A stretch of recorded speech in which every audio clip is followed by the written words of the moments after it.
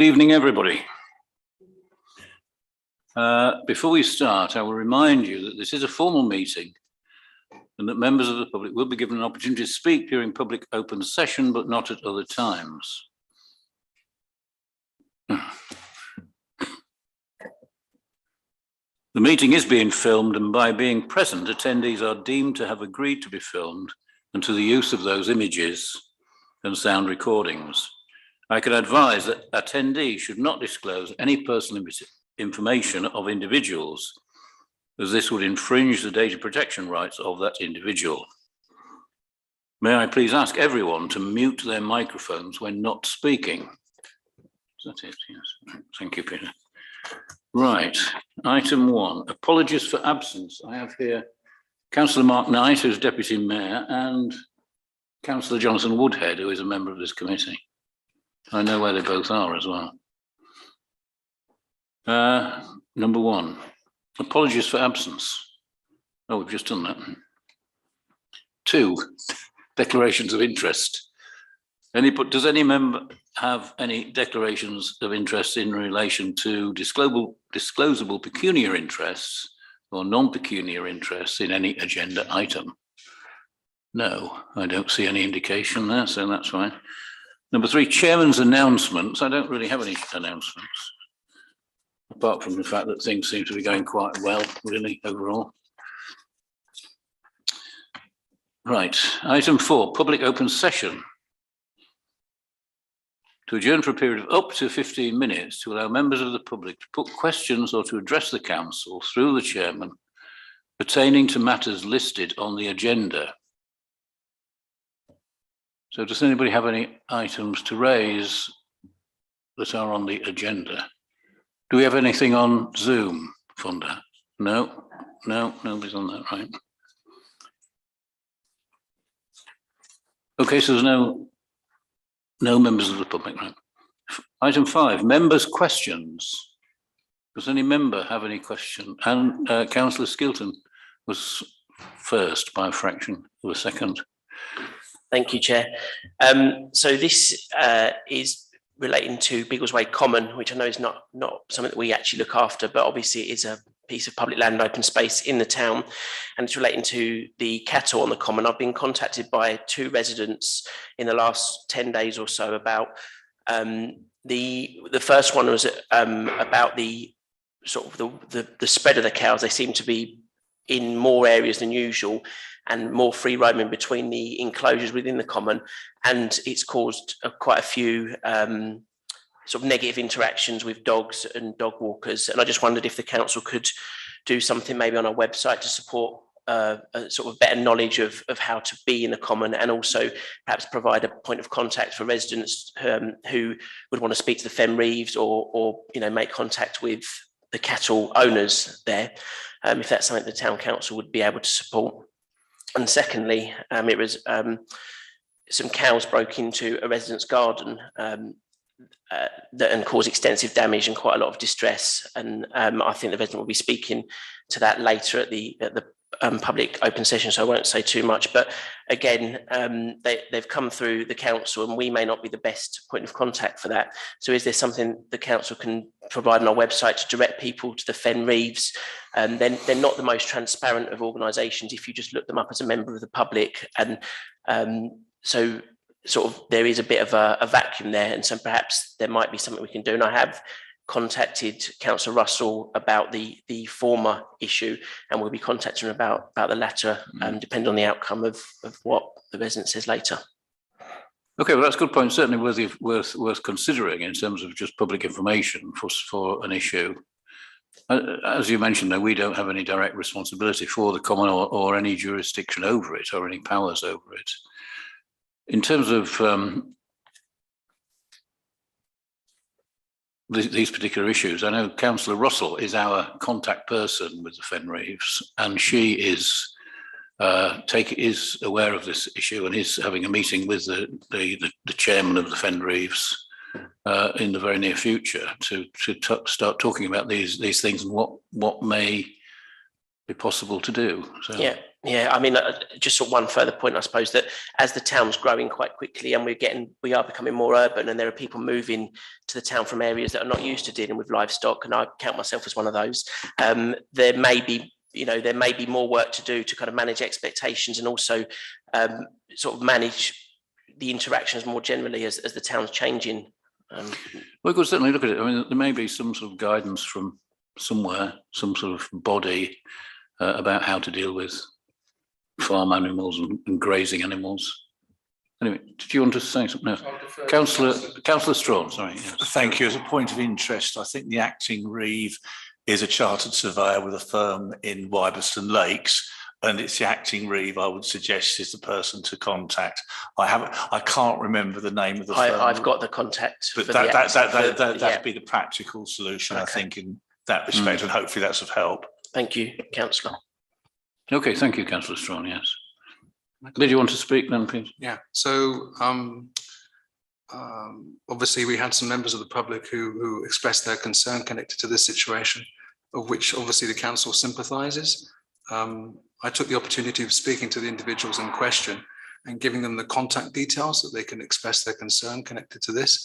And I know from speaking to them, and we do sympathise, that they have taken advantage of that opportunity and have contacted fen reeves.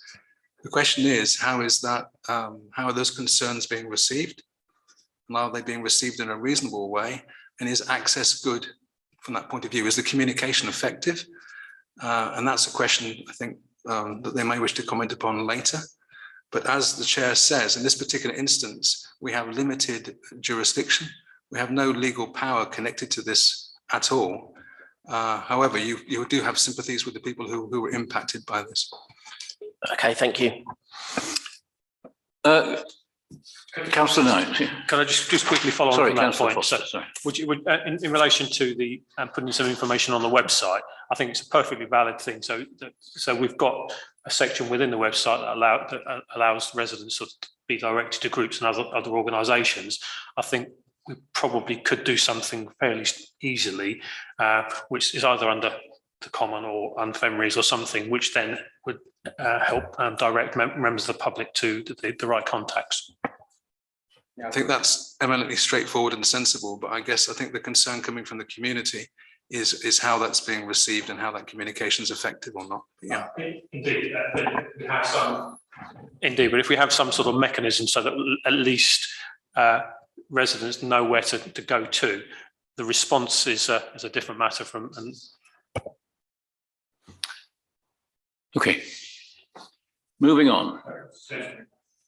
Sorry, I didn't see your hand up, Councillor Strawn. No, that's Chairman. May I suggest that as the Mayor and Deputy Mayor are ex officio members of this committee, that they be included on the circulation list of this committee and all the committees, which they are there because they should be receiving the agendas in the same way as the other committee members.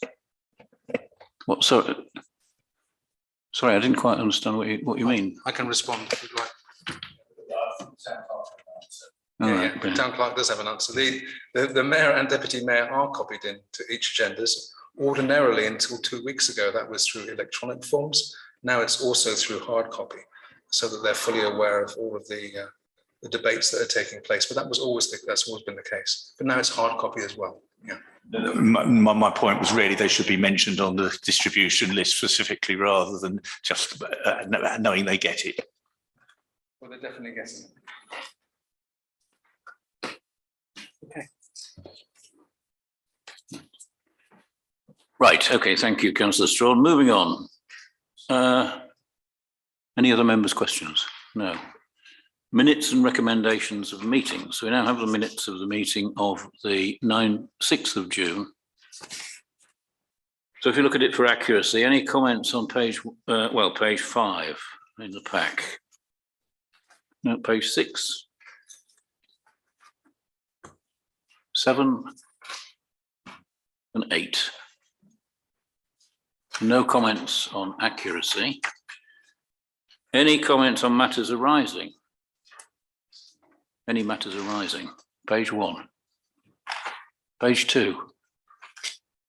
Page 3. Councillor Strawn. Thank you, Page Chairman. 7, really. Thank you, Chairman. At the top of page 7, There was mention of the investigation of power source facilities to lighting and CCT at Franklin's. I think we've had informal reports on the practicalities or otherwise there, but I think it would be appropriate to have it noted as to the situation there so that we've actually followed it through. So it is in the middle. Well, do you have a comment on that, Peter? Or Head of Governance can make a comment on that issue. Thanks, Mr. Chairman. So absolutely, we are providing the findings of the work that we've done on this particular resolution to a forthcoming discussion on growth budgets. Essentially, that's where the information will feed through into. We'll take on board your suggestions, Councillor Strawn, and we'll report it quickly. Thanks. Yes, it's probably a matter of the cost of doing it, which we will see what that is. Okay, sisters, are you happy, Councillor Strawn? Any other matters arising on page 7? Page 8, matters arising? No, right, okay. Minutes and recommendations of meetings. No, there are. Right, 8. Section 8, items for consideration.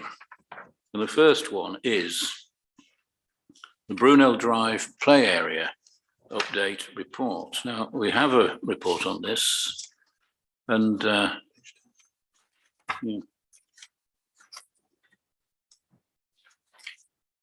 we have a drawing of an outline plan. A number of councillors did actually visit this site a week or so ago.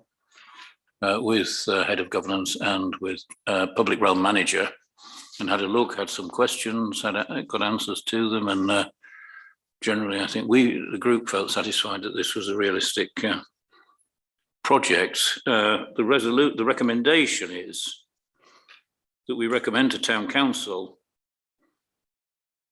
that we assess the bids with a view to selecting a winning supplier based on the specification indicative budget set out above. Okay, does any member have any comments or questions on this subject? Would you like to make some further introductory comments, Peter? I just thought it might be beneficial for those present, if that's okay, if Karim and Jonathan took the opportunity of just highlighting just a couple of issues, just to give you a sense of the content, if that's appropriate. Yes, please, if you give some more further background on the whole thing. Thank you, Mr. Chairman. So, yeah, essentially, I should say actually that both the discussion on Brunel is members should seek to look at have a discussion and then kind of look at the recommendations in this report. But essentially, the other projects as well, so all need to be considered in the round as well in relative terms, and that's going to probably certainly happen at Town Council next week, subject to obviously discussions this evening and recommendations coming through. Now on Brunel, essentially, we have a play area which, as the report sets out, has a few items of equipment which, for health and safety reasons, largely has been kind of gradually wound down over time. And what we're seeking, what officers are seeking with this report, and the kind of process behind it, is to reinvigorate and return the area to its former glory, essentially. Right, thank you. Does anybody have any? Do you have anything to add to that, Jonathan? Can I just add something? Yes, please do, Peter. Maybe it's just appropriate for me to say something now, which is I'm working with the Chair of Finance and General Purposes and the Mayor and Deputy Mayor to get a paper to Council on the 10th, which provides an umbrella overview of the funding streams, potential funding streams for all of the key projects going forward, and make some recommendations in regard to drawing down tranche 2 funding. The outcome of this debate this evening will feed into that paper and will be a powerful voice for council to determine how we move forward. Yep. But that overview paper has now been written in draft form, and I'm working with members to try and fine tune it. Thank you. Fine, thank you. Yes, because the funding for this will come from the PWLB loan, will it not? But it's all part of the original strategic plan with indicative plan that we had at that time. Right, members, any comments or questions from councillors? Councillor Strawn. Well, I think it was very helpful to actually see it on site and understand it. I thank the officers for the efforts they put in. It always frightens me when I see the cost of this equipment. And I still can't get over the amount it seems to cost now compared to what it used to, but it seems to be there. The only comment I would hope we could do a better deal on removal, disposal, delivery and installation, because that seems to be a very high cost compared to the equipment. So perhaps that could possibly be looked at, but I'd happily move the recommendation as set out. Is there a second for that proposal? Thank you, Councillor Skilton. Councillor Foster. So I've got a couple of, I guess, comments and questions. I should say I'm in support of the proposal. One of the things that is in the report is makes reference to the swings. And Mr. Hussaini and I had a conversation yesterday in relation to the swings and the barriers. And I wanted to just address this in relation to the potential, whether essentially it says that we might require safety barriers to be installed for it to be deemed to be complying. And it's in the report from the contractor that's put this forward. As part of the tender process, I know this has all gone out to tender, and depending on the result of the tender, we would then sort of see the results. So we've got a sort of an indicative view about what this is going to look like. I just wanted to really clarify the situation at some stage, not necessarily now, but to clarify the situation around the safety barriers, whether the officers deem that those are essential or not, or is it something that is the preference of the contractor. I also had a question, so perhaps we could park that one. The second question was in relation to the same subject, really, but in relation to the location of the swings. Given that this comment relates to the location of the swings, and again, Mr. Hussaini kindly gave me a response to it, I felt it was appropriate to ask here so that other members are aware of the question. But it's in relation to the location of the swings. Given that the contractor has expressed a concern about the location of the swings and the proximity of the gates and walkway barriers, would there be an option to relocate the swings? And I do know the answer to the question, but I'm asking it so that other members have the benefit of the response from the officers here. So the two elements, please. So the barriers are a new thing that I didn't realise, but to make the whole site compliant with the new British standard, if we're revamping the whole area and making it, the new British standard suggests that with the close proximity of the other pieces of equipment, we might have to put barriers up to stop children running from one area to the swings. The swings can't be relocated because we damaged them in moving them, and we're keeping the same swing set as such, but we're only changing it to new seats. But the rest of the swing set itself will be staying in situ. And obviously, if you try and move what was probably a good cubic metre of concrete around each leg, you're going to damage the structure itself. So the whole point of the structure is solid and sound. It's just a case of putting new swings in and revamping that swing set itself to make it fit in with the rest of the equipment. Thank you very much. That's right. Do you have an additional comment? Thanks. Just following on from what you just said there, Mr. Woolley, as well. In response to the first point is that, yeah, the indicative costings include the barriers installation as a worst case scenario, essentially. That's what's there. Right, any other questions or comments? So we have a motion that has been seconded. All those in favour of accepting the recommendation? All those against? None, unanimous. Right, thank you very much. So moving on, the next item then is the Kitelands, which is in some ways a very similar situation, but although on a larger scale. And the fact that this is to be paid for by an outside body rather than ourselves. So again, yes, well, would you like to provide any further commentary on this? Kareem, Peter?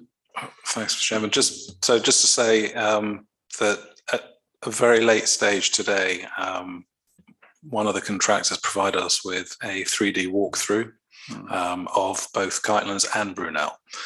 So we'll be circulating that first thing tomorrow, essentially, to committee members to have a look through both sides.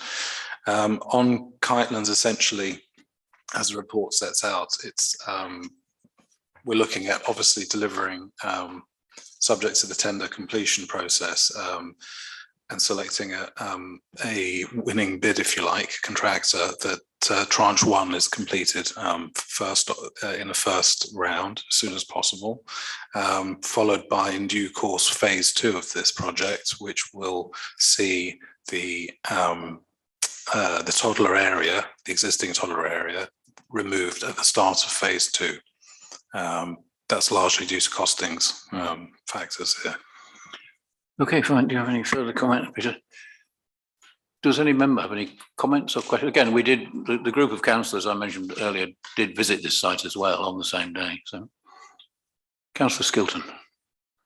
Yeah, it's kind of this was a concern that was raised to me by a resident with a young family just this week about Franklin's. They love Franklin's and it's really great, but they were just concerned that the metal equipment is in the sun in the afternoon and the wooden stuff is in the shade, and their toddler couldn't use it on some of the hottest days in the summer because the metal was so hot.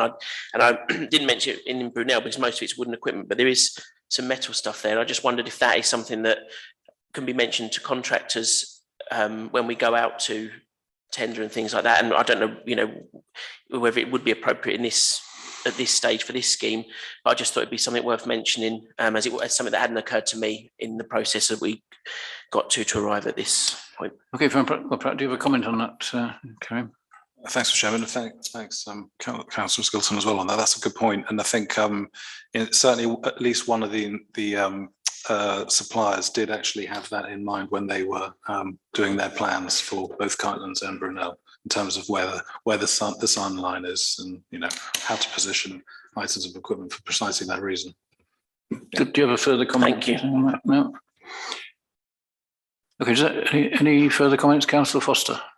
Thank you. The report does detail the fact that the toddler play area will be relocated, which as members will know I'm happy about. Having a 7-year-old and a 2-year-old, it does make it a little bit challenging. So actually having that relocated, not particularly for my benefit, but for all residents, actually having it so that it's in sort of in sight of both sections. I note from the report that the proposal is to install new equipment in phase 1 in this location, so effectively south of the walkway through. It's not in the plan, but as part of the proposal. I welcome that. What it does mean that for a period of time, depending on how the tender goes, if this particular contractor comes forward and wins the tender, that we may be in a situation where we've got the old play area and the new play area in place, which adds another dimension to it. But I think that sounds promising. I think the fact that officers are proposing to not have fences around the new equipment is, for some parents, will be a challenge, but I think it's been well received at Franklin's. The fact that there are children can sort of progress onto the sort of older equipment. So I think I'm right in saying there's not a requirement to have the gate around or fence around it as well. So again, really promising. The fact we're also looking at it being done in 2 phases. In line with the sort of conversations we've had previously. The only thing I would say, and then this is Councillor Russell loves when I do my buts. I think this is perhaps the sort of first time that members of the committee will have seen this sort of indicative plan. So the plan comes through.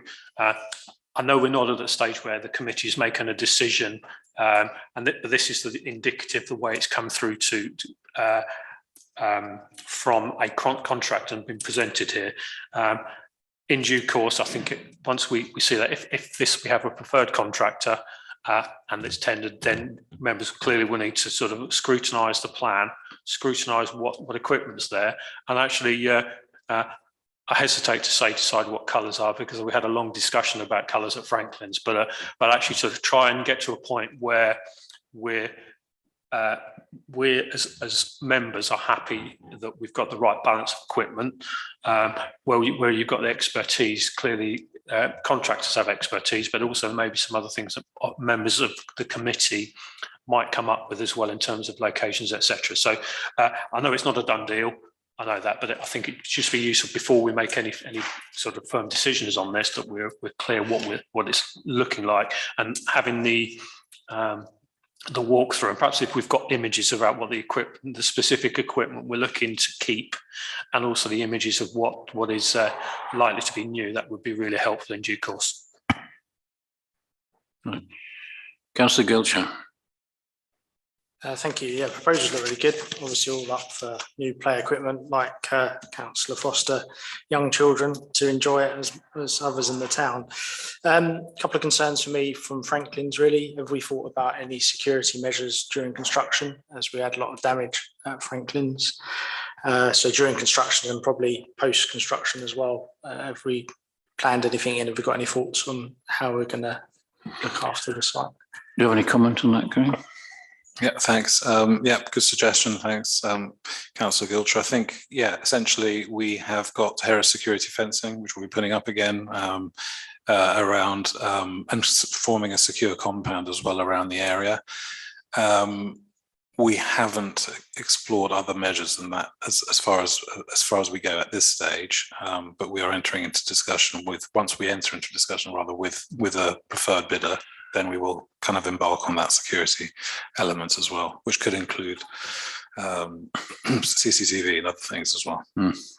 Peter, do you have a comment on that? Let's comment on both of those areas. I mean, Microphone. As Councillor Foster was saying, this is just a part of a journey here. We're not at an absolute precise destination as yet, but we are heading in the right direction at the right speed, I think.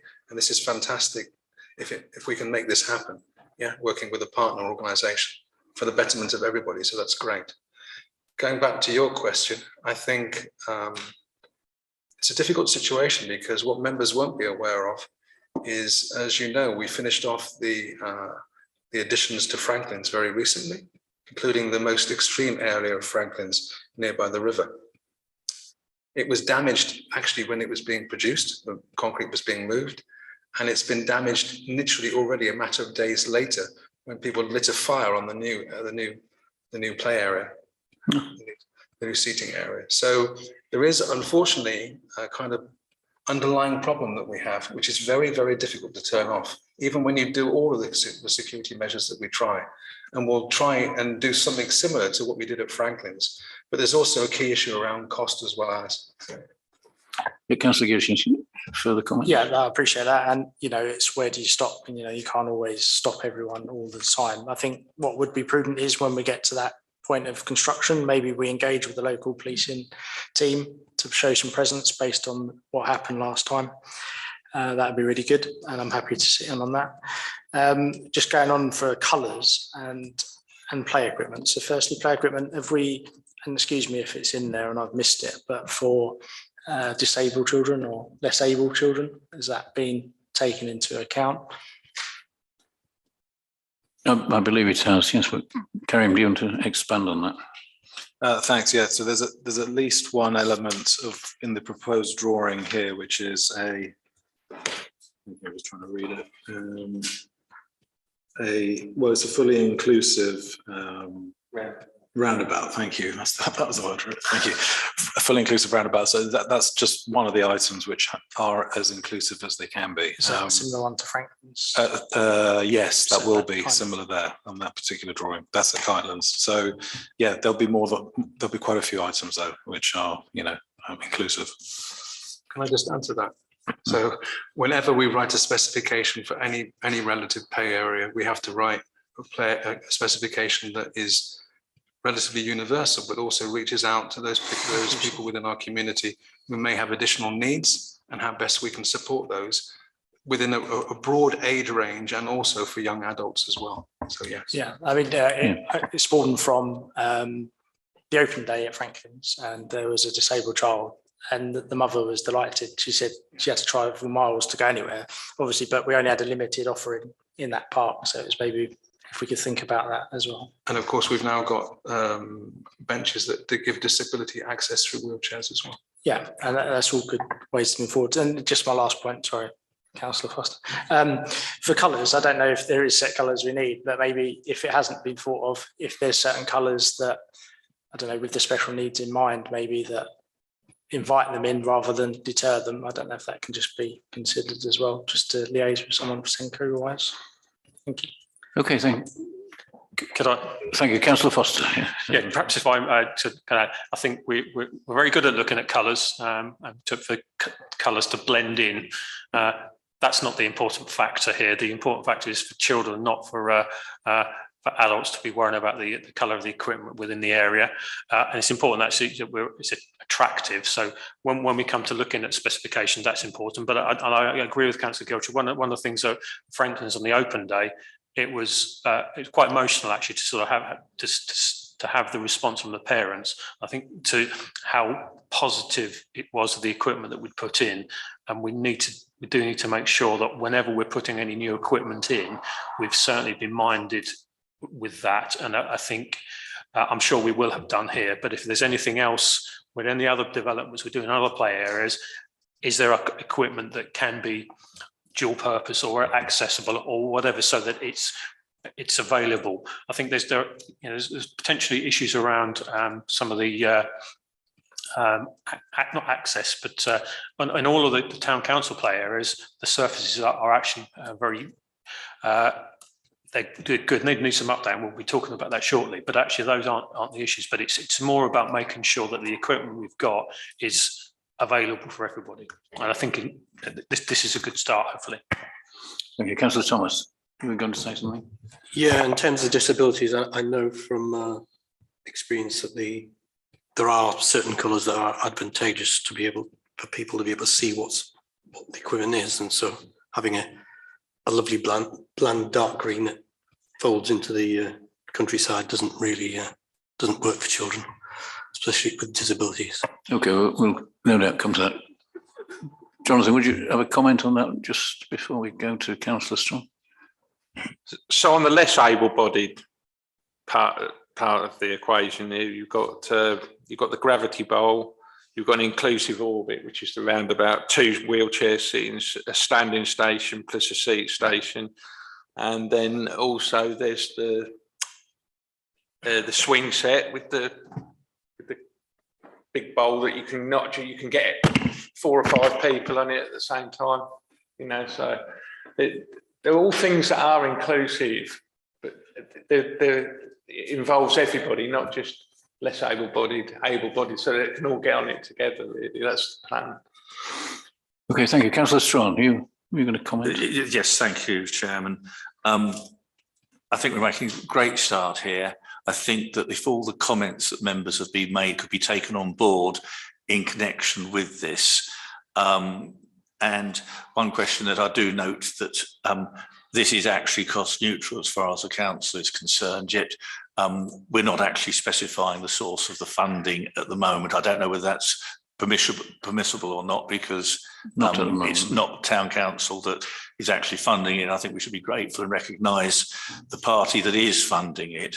But just on the point of the disability side, and I think the colouring side, I think the point members may be making is that there are certain disabilities that there is a sensory issue over the colour scheme that is, I think, actually the point being raised. As much as the ability to have physically disabled, there is also those with neurological conditions that have sensory provisions. But subject to that, I'm happy to move the recommendation as set out. And again, I thank the officers for the time and trouble they've taken getting it so far, and in producing the indicative plans, which those who attended on site actually did have the opportunity to see. Yeah, thank you. Is there a second for the motion? Thank you. Peter, did you want to have a comment on? Just ever so briefly, because I don't want to take up time. I think it may be an opportunity at the right point in time for the project for us to reach out to those within our community who work at our special school and listen to the voices of the parents and the children and young adults connected to that, so that we can get a sense of how they want to access the equipment. We can learn from their experiences. At the same time, in a different setting, I was head of special needs in a unitary council for nearly 30 years. So I've got a long background connected to this, which I won't debate at the moment. Thanks. Councillor Foster, final comment. Sorry, Chair. Thank you, Mr. Willis, to actually sort of letting us know that that's within the specification. Perhaps my only challenge, it's not within here, which is quite right, because it's not within the, it's in the report, so we'll look at it's a tender report. But I'm very comfortable with the fact that it's actually been considered by officers, and I do welcome the suggestion by the clerk as well that we do contact local schools that, and we do obviously have Ivor Valley that we could actually contact directly.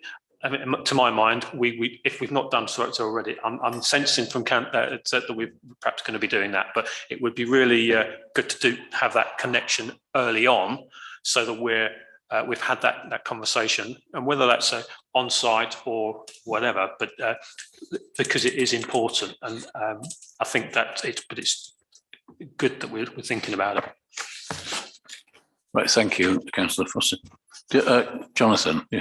So when I come in 21, one of my first remits from Peter was to go around all the play areas, and that's the main thing that I noticed, that we actually didn't have a single piece of equipment. So it was always in my heart and my head that that's what I'd be wanting to do with all the sites, that make sure that we at least get one piece in there. Some of them you're not going to be able to, because it's quite a small site, but in the majority we can put at least one piece in there that everybody can use. You know, there's nothing worse than, I can't think of anything worse than being in a wheelchair and watching your siblings play without being able to get on and play with them.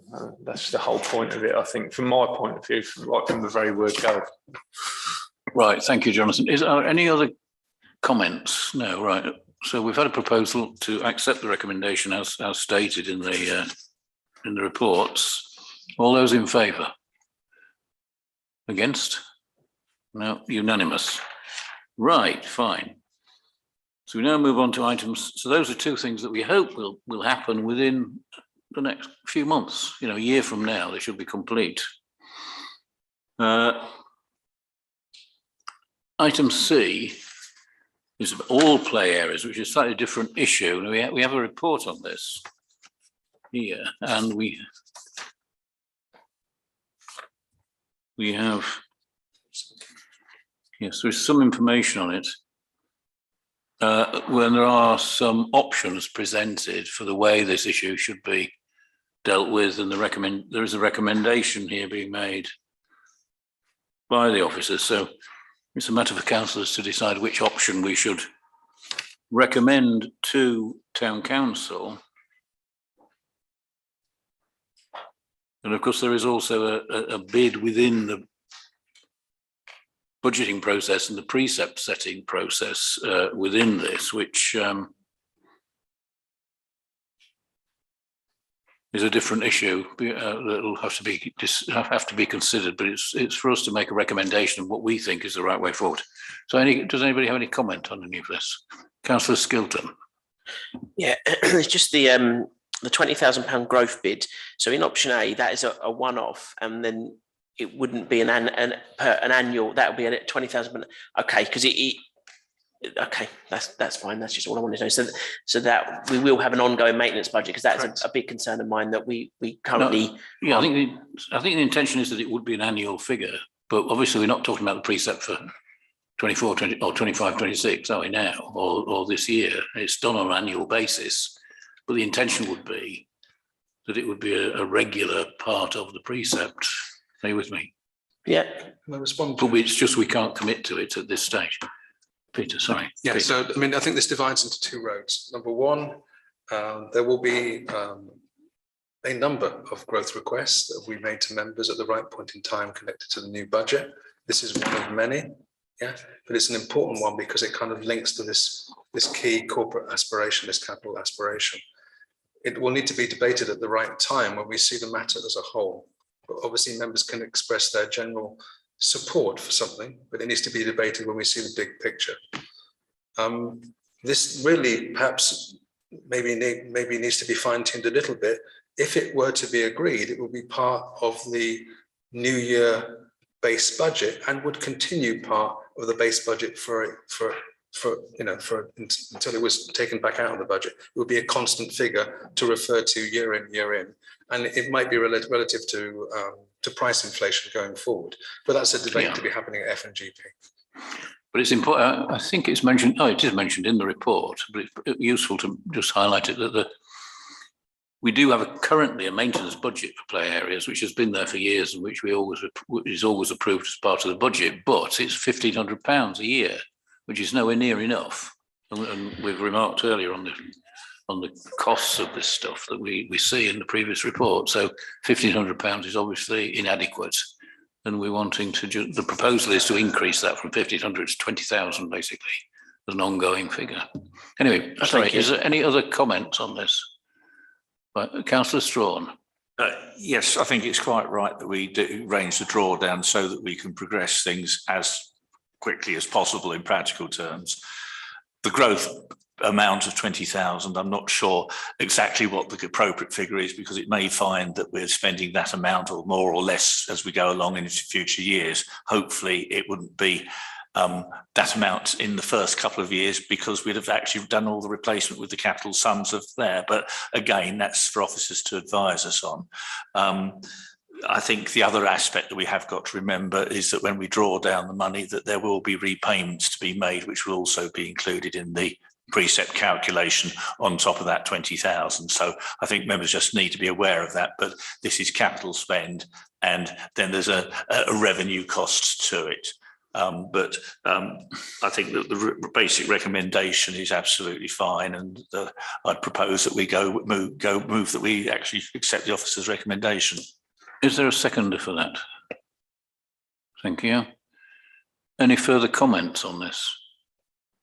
If I may, I would just like to say as well that yes, you're right about the 20,000. It may not be the right figure. In the early years, we might expect it to be lower, but how that is dealt with, I don't know. But certainly needs to be it does need to be a more substantial sum, because certainly in recent times, all that has happened is when a piece of equipment has either worn out or become unsafe, or it's just been removed with no replacement. So we really do need to have a maintenance, removal and replacement budget, which has got to be which ought to be a lot more than £1,500 a year. Councillor Foster. So if I may, Chair, what I should say is at the officer, I'm fully in support of this, the recommendation as proposed by officers. I took the time to go and have a look at all of the individual sites on Sunday. I have to say, and part of the thing that actually I felt was that it's important to understand exactly what we're looking at, and when I looked at the report, it quite clearly highlights the equipment that we need to bring in, rather than directly replace. So and as officer said, the costs are indicative. It gives us some sort of idea about what we're looking to do. So I'm sure at some stage, if members are minded to approve this, officers will then present us with some more detail around sort of the equipment that we're looking to put in each location. I don't think necessarily we have to be set on these things, although there are some quite clear things that need to be done in each location. And I think the other thing to point out is that as I said, the costs are indicative. So broadly, they're right. And I did pick up a conversation with Mr. Senior around this, where so we've got a breakdown of what the equipment costs, so that members are actually, we can say this equates to this. We've got the right idea. I also picked up the fact that the play areas, the replacement of the rubber matting in those areas, the numbers seem to be fairly consistent across all of the play areas. It's either 2,000 or, so I'm sure it's been calculated based on what needs replacing. My untrained eye, I have to say, I looked at some of them and thought, is the rubber matting that bad? Clearly, officers and Mr. Willier know better than I do. I looked at it and felt perhaps in some cases perhaps could last a little bit longer, perhaps, but I trust your judgment on that. And if we're going to be doing this piece of work, let's do it at the right time. So if we're going to replace an equipment, why wouldn't we replace the tyres at the same time? I'm just minded to ensure that we are giving our residents value for money, and we're not just replacing things because we have a pot of money. We are, and I'm sure that's not the case, but we are doing the right thing at the right time so that we've got the best use of the resource. And I'm sort of comforted by the fact that it's identified that some of the areas where the rubber matting is actually in perfectly reasonable condition. And we've also got projects around repainting fences and things. One thing that did strike me, and I know it's not right in here, was the fencing around Kaiser Court. That's obviously it's a wooden fence. Maybe at some point we might consider doing something differently there. I think sort of operationally, just have a look at what it looks like down there. But we've got some really good equipment, and there's a great opportunity for the council to improve its play equipment.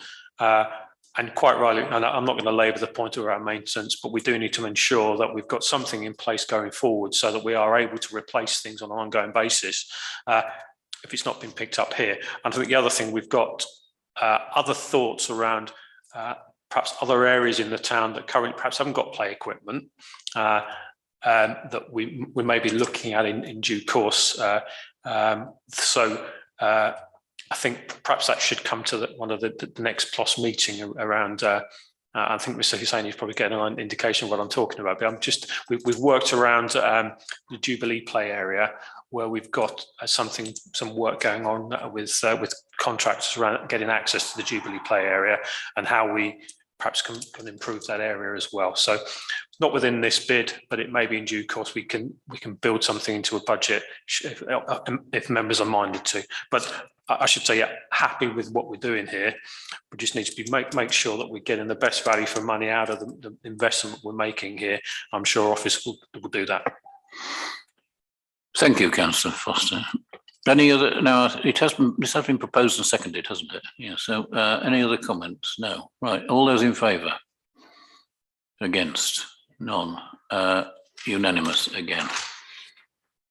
So the next item is Stratton Way Cemetery, which is a sort of project that's been around. This is something I think the officers want to get this approved so that at least they can put it into their timetable at some stage. And I don't know if you have anything, but it is likely to be sort of a bit further down the road, I believe, isn't it? But perhaps, Karim, if you can give us a bit more background on this, that will be helpful.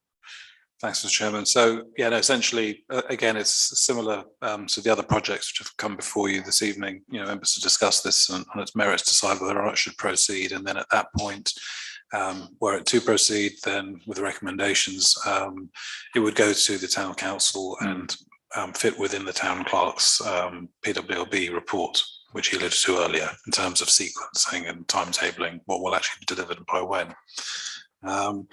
So in terms of this project, essentially, the report sets out that it's there to improve the general appearance, function and form of the cemetery in various aspects, including fortifying and reducing the sizes of two existing roundabouts, maximising the entrances, opening up one of the entrances on the far side of the cemetery, which is currently closed, and installing a whole kind of ash scattering area with a kind of memory wall to various configurations, which we will see what the bids come through as.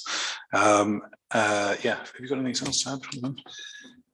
Yeah, the other thing is to give the Hirschers a little bit more leeway getting round the roundabouts, because it makes a terrible mess in there, and also making those roundabouts very much more attractive as by putting bedding plants in the middle of both the roundabouts. And then there's the memorial walls and everything like that, and an ashes scattering area that will be a border of box hedging but kept really low, so it just defines an area where people can actually scatter ashes, which is a popular thing in most cemeteries now. So. Is it? And are you sure that what is proposed regarding the roundabout will be adequate? I mean, you're going to make them wider and bigger, so it will be adequate for the traffic, yes. Because there's no point doing it if they're not still not adequate. Yeah, sort of regrading the profile as well of the roundabouts themselves so that they're a little bit flatter. So, okay. Any comments on any of this? Councillor Skilton. Yeah, it's just on the roundabouts. The drainage isn't that good there at the moment out the front. Will that be addressed as part of this, or do we need to get that sorted before we do any of this work? Because I think that the sort of the eastern bit of where the roundabouts are, it is quite often very sort of puddled, and you get quite a build up of silt around there as well. I don't know if that needs to be looked at. Do you have any comment on that, Graham? If that, I mean, that being so, we do need to have a look at that and make sure that is dealt with and sorted out. We will do with the successful contractor. Yeah. Okay. Any other comments or questions? Councillor Foster. I have a number of comments, hopefully positive. I'm really pleased to see that we're actually looking to open up what is effectively the northern entrance to the cemetery. I think it's important we do that, not least because, as the clerk will know, there's at least it gives us some sort of symmetry. It's one of my favourite words in relation to the Stratton Way cemetery. It's because of the way the layout, but there's a potential to make it look a lot more pleasant there. And this is what I am hoping that this project will do, is that we will deal with sort of the aesthetics within the area. So where we've got benches that perhaps don't match, we've got things that are in the wrong place. We're very mindful of what this area is about, and we need to try and make the area as sort of pleasing to people that are visiting the area and paying respect to their loved ones, that you know, maybe I'm different to others and spot the fact that things aren't symmetrical, but it's the fact that we've got all different benches and different things there, and it doesn't feel pleasing on the eye. And I think that's important. We've got things that are good. It doesn't address. I don't think the report addresses every single concern that we've got around Stratton Way. I think there probably are other areas that we can develop in due course, particularly sort of at the northern end, where the resting area for young children. Perhaps that we need to think about how we look after that, and are there other things to do? I think I would be really keen for members to actually have the opportunity to go and visit the area again together, like we did on our walkabout, and just actually be very clear on what it looks like now, but what it could look like in the future. For me, I think this is the first stage of it. There's probably additional funding that we could put in this direction to make it a bit more of enhance the experience there, for want of a better way of putting it. But certainly benches, make sure that they're all the same type, and that is addressed in the report, and the hedgerows. I'm really pleased to see that we've got the memory wall there, and sort of all the bits that go with it. But let's just think about going forward as well. Are there additional things that we might want to do in due course? It's not necessarily for this first tranche, but it's important. It's going to be, this area is going to be in use for quite a while, and we've got an opportunity to take it to the next level, if you like. Yeah, I think you're right about a visit to it and looking at this plan and coming up with more comments, and I think we accept that it's a fairly early stage at the present time. Councillor Strawn. Thank you, Mr. Chairman. I welcome and I think this is a great step forward. I would have found it helpful if we had a bigger scale plan so we could see the whole cemetery area. I'm pretty sure I know the area we're talking about, but if it was on a bigger scale, or a location plan showing where it was, that would be helpful. The observation I have is I've got reservations over the angle of the memory walls, because I don't feel that the idea of people going in between the walls, which looks as though it could happen in the future, is particularly welcoming. And I prefer a wall and a bit more openness to it rather than that. But again, I think the Mayor's comments about possibly a visit with looking at the plans as proposed now would be a sensible and practical way forward. But yes, let's get on and move it forward, subject to those caveats. You're probably going to organise a visit within the next coming months, maybe a Saturday or a Sunday, maybe. as the darkness is coming in on us in the evenings, or well, no, we don't want to make it during the working day, do we? Right, sorry, any further comments on this? Peter, would you like to comment, to make some remarks? Just to thank officers for their hard work, thank members for their helpful observations. I've been here now for 3 years, and I remember conversations with the chair at PLOS at the time associated with this. And this brings to fruition something that we've had a vision here for quite some period of time. And what Councillor Foster was just saying, I mean, I think if we were to reflect ourselves on what our offer is here, at the moment, the current environment is not very characterful. It doesn't have the benefits of being an old Victorian cemetery where you can go along and pay your respects, enjoy the environment, and have a kind of peaceful sense where you can actually pay your respects to your loved ones. So this is really us trying to change this significantly and give a modern cemetery the feeling of a Victorian cemetery, or if you can do that, which is not easy. It's not easy. So I'd just like to thank everybody involved. And as you say, it's work in progress. There's things to be done, but we're moving in the right direction. And the last point I would make about what Councillor Strawn says, we do have some experience of doing this at other councils. I won't say the organisation I used to work for, but we did lots of cemetery rework connected for other councils. So I'm sure that we can learn from those experiences. And we also built the memory walls that you're talking about. So, thanks. Okay, so it is a work in progress, but the recommendation is to accept the recommendation of to note the report and to pass it on to council for further scrutiny with an indicative budget of £60,000. Councillor Strawn. Yes, I'd like to move the recommendations. It hasn't been moved formally, but could I add a second part to it, which could be taken separately? I notice that officers consider the town council should review the terms and conditions and burials policy. May I suggest that we actually authorise the officers to get under that process underway in due course? And in that respect, I don't think it is something that is urgent to be done overnight, but may even slip into the next financial year. But if I can move that as a second part to it, you can take them separately in case there's any debate on that. But isn't that really a matter more for FNGP? I mean, is it a matter for us? I think it's under your remit, as you're in charge of the cemeteries. I'm only in charge of the money. All right. So you want to make that as a second? That's the first part, then, as stated here. Yes, you propose. Councillor Strawn has proposed. Is there a seconder for that motion? Thank you, Councillor Foster. All those in favour? Thank you. Against? No. Unanimous. Right, there's a second proposal then, Councillor Foster. Councillor Strawn is what then? So can you repeat it? I'll do my best. That officers be instructed to present a report on reviewing the terms and conditions of the policy in due course. All right, Does it say that in this? Where does it say that? It's an additional recommendation. It's separate from that. It's a new one. It's a new recommendation, but it's effectively the final sentence of a part of the paragraph immediately before the recommendation. All right, okay, well, you're proposing that. Is there a seconder for that motion? All those in favour, please. Thank you. So that's passed. Against? No, can't be, because it was unanimous. Right, okay, right, moving on.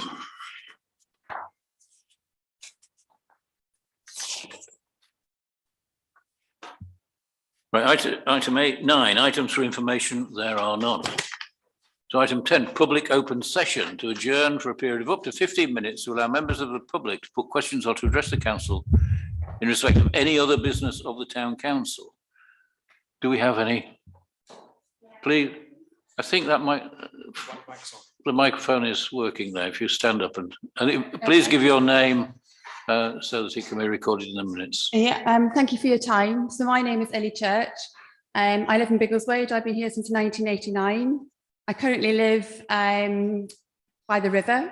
And what I wanted to discuss this evening was the cows that are currently grazing on common land and have been like the years. Since I've been here, quite consistently, recurrently, the cows are able to get off the common land, come down the river, go down, and so we've been there, and the fire brigade have been called. So I've seen the fire brigade and everything else. But the last 5 years, my garden has been invaded by the cows and severely damaged, and most significantly last week. So last week, 20 cows were able to get off the common land, down the river, into my garden, were herded out of my garden by the herdsman into my next door neighbour's garden. Now, we both currently live alone. My neighbour is 86. This was about 6:30 last Sunday evening.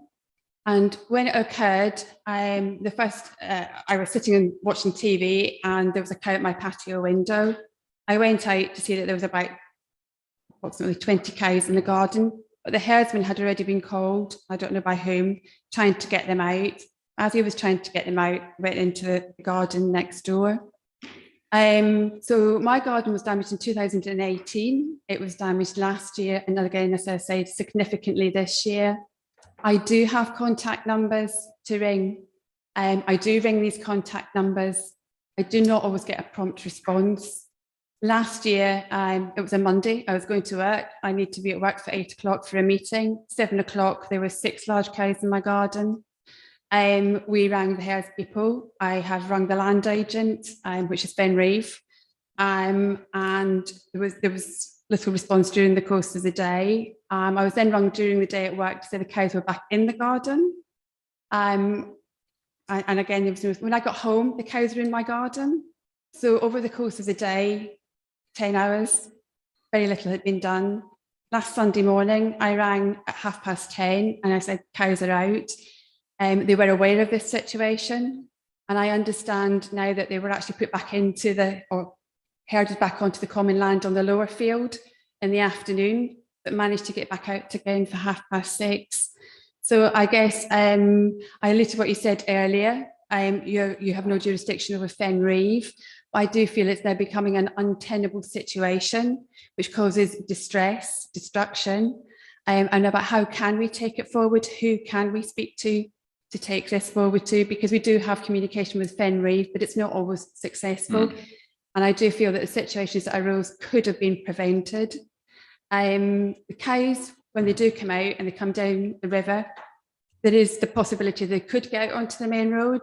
And certainly our houses aren't secure enough that they couldn't get out onto the main road and cause any fatality or anything else. And as you were saying earlier, there's also been incidents on the common with dog walkers and such like. So I've come here as a forum to kind of raise the awareness, which probably already maybe know, but as you're saying, you have no jurisdiction over Fen Reeve. How can we take it forward to make sure that the cows stay on the common land, that our houses are safe? Because to have 20 cows in your garden on an evening is well, I don't know if you can imagine, but very, very distressing.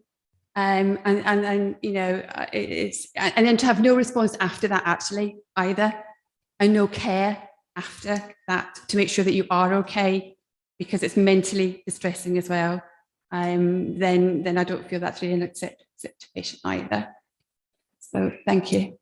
Okay, well, thank you. And all I can say is, I think as I said before, one of our members who is not with us this evening is the contact person with the Fen Reeves, and she has arranged a meeting with them in the near future, and we'll be pursuing this item. But you can rest assured that we will not forget about it, and we will see what they have to say in the first instance and ask them to come up with some solutions. And although we have no direct jurisdiction over them and we have no powers to force them to do anything, we can certainly talk to them and keep on talking to them until we feel that there is a satisfactory solution. Because obviously, as town council, we're concerned about the welfare of our residents. And if this is a problem for the town, then I think it's something that we should aim to pursue. Yes. Yeah, and as I say, the town is getting bigger. I mean, I moved in 1989. It's grown, you know, hugely. And you do have all your dog walkers and everybody else out there. You've had COVID, you've had people going out, and I don't know what kind of cattle they've got on there now, because that seems to have taken that they were massive. So, you know, yeah. Yeah, well, your dog walking thing is really, well, it's sort of related, but it's a slightly separate issue. But I mean, it still is something that we need to think about and perhaps provide what assistance we can to our residents. As I say, it's been an ongoing theme for many, many years. So I'm very grateful for any help that we get to kind of resolve the issue of them being able to get off the common land down near to the residents and allow for their safety. Okay, well, we'll do what we can with it. Any other members of the public? Is there anybody online from the? No. Okay, item 11, exempt items. There are none. So that's the end of the meeting, I believe.